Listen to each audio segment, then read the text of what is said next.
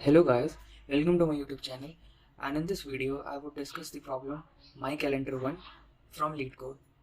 So we have to implement my calendar class to store our events. The important point is that double booking should not happen. So event will have two parameters, start and end. There is book class that we have to implement corresponding to when the event is going to happen. It is going to have the start time of the event and the end time. No two events should just intersect. Unless it intersect, they are fine. If then intersect, then it is not fine. So let's try to understand with the example. I have created the timeline and represented the event start time and end time. So first event will going to start from 10 to 30, like here I have mentioned the timeline 10 to 30. Second will be on this corresponding line, and you know that no other event is happening after writing this timeline in this 10 and 30. No other event is before this, so there is no question of intersection, so this is fine. So this event can happen. Next event is 40 and 50. This is also 40 and 50, which comes here. And again there you know that there is no intersection at all, because the previous is from 10 to 30 and the present one is from 40 to 50. So there is no point of intersection at all. Now the third event, 25 and 35. In this, now the third event will start at 25 here,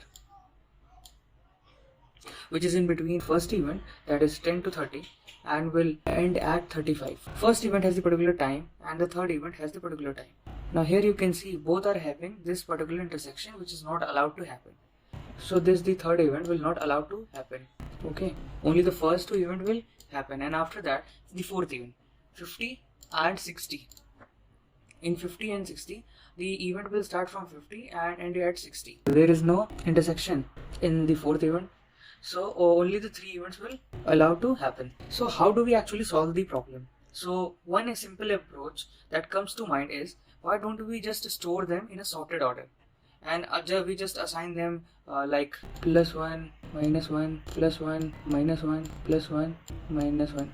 As long as the sum is 0, like here, sum initially the value of sum is 0, and if we add this, then the sum value will be 1. If we add this, then the sum value will be 0, and after adding 1 plus 1, the sum value will be +1, and after that the -1, then it will be 0, and after adding +1, then it will be 1, and after that it will be -1. So you can see here the sum is just ranging either between 1 or 0. That means that this event can happen because this event is not coinciding. So what will happen when the event coinciding? Let's see that. So start with 25 and end at 35. So as usual, I will give the +1 to here, and the sum becomes here 2. And this is a problem. This is telling me that somewhere in between some other event has got added, which is intersecting, which is not right. Okay. As soon as the sum exceeds to 1, then this event cannot happen. As soon as the sum exceeds to 1, that is sum greater than 1, then this event cannot be happen. So it will just simply return false. So let's get into the code part for better understandability. We will here create a map, and here in this we simply just iterate the start and we decrease this. We have to here first initialize the sum equals to 0, and here sum plus equals to second,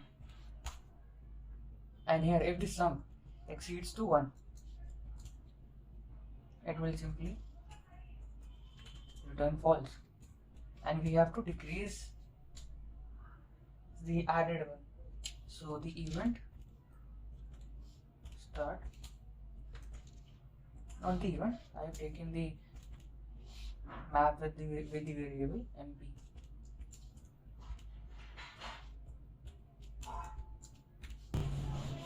Now we have to run the code.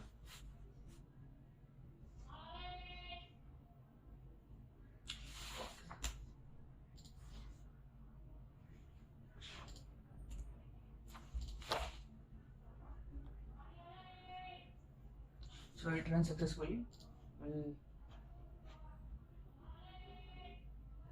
We'll try to submit the code and check. So it runs successfully. Thank you.